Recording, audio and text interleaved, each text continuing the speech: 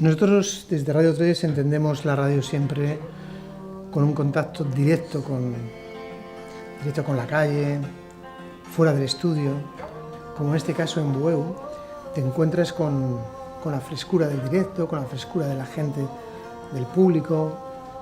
Entonces nace la comunicación, la espontaneidad, el azar, todo lo que hace de alguna manera una experiencia, ¿no? Una experiencia de radio, una experiencia radiofónica.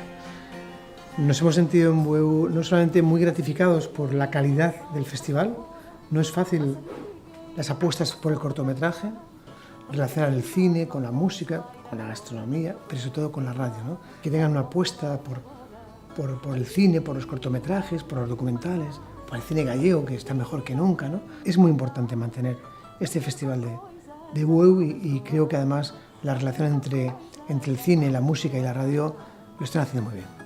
Por eso mi gratitud, porque estas son las experiencias radiofónicas que merecen la pena, ¿no?